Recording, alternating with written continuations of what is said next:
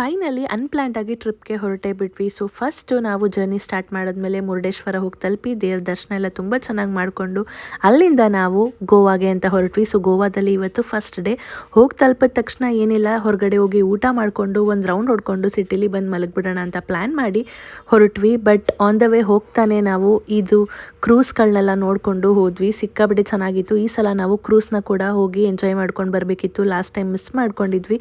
So ಇದನ್ನು ನೋಡೋಕ್ಕೆ ತುಂಬ ಚೆನ್ನಾಗಿರುತ್ತೆ ಆ ನೈಟ್ ಟೈಮ್ ಲೈಟಿಂಗ್ಸ್ ಜೊತೆಗೆ. ಸೊ ನಾವು ಫಸ್ಟು ರೋಹನ್ಗೆ ಊಟ ಮಾಡಿಸ್ಬೇಕಿತ್ತು. ಹಾಗಾಗಿ ಹೋಟ್ಲ್ ಹುಡುಕ್ತಿದ್ವಿ. ದೋಸೆ, ಇಡ್ಲಿ ಇದೆಲ್ಲ ಸ್ವಲ್ಪ ಗೋವಾದಲ್ಲಿ ಕಷ್ಟ ಸಿಗುತ್ತೆ. ಬಟ್ ಆದರೆ ನಮ್ಮ ಫ್ಲೇವರ್ಗೆ ಇಷ್ಟ ಆಗುವಂಥದ್ದು ಸಿಗೋದು ಕಷ್ಟ. ಸೊ ಫೈನಲಿ ಜೈನ್ ಹೋಟ್ಲು ಸಿಕ್ತು.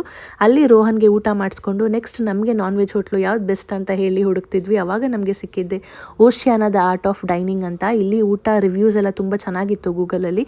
ಸೊ ಹಾಗಾಗಿ ನಾವು ಅಷ್ಟೇ ಒಂದು 3-4 ಪ್ಲೇಟ್ ಏನೇನೋ ಆರ್ಡ್ರ್ ಮಾಡ್ಕೊಂಡು ಸಕ್ಕದಾಗಿ ತಿಂದ್ವಿ. ತುಂಬಾ ಚೆನ್ನಾಗಿತ್ತು. ನೀವು ಯಾರಾದ್ರು ಗೋವಾಗೆ ಹೋಗೋರಿದ್ದರೆ ಈ ಹೋಟ್ಲಲ್ಲಿ ಟ್ರೈ ಮಾಡಿ. ಇಲ್ಲಿನ ಫುಡ್ ನಿಜವಾಗ್ಲೂ ಚೆನ್ನಾಗಿರುತ್ತೆ. ನಾವಿಲ್ಲಿ ಊಟ ಮಾಡುವಾಗ ಅರೌಂಡ್ ಆಗಿತ್ತು ಟೈಮ್ 12 ಗಂಟೆ ಮೇಲೆ.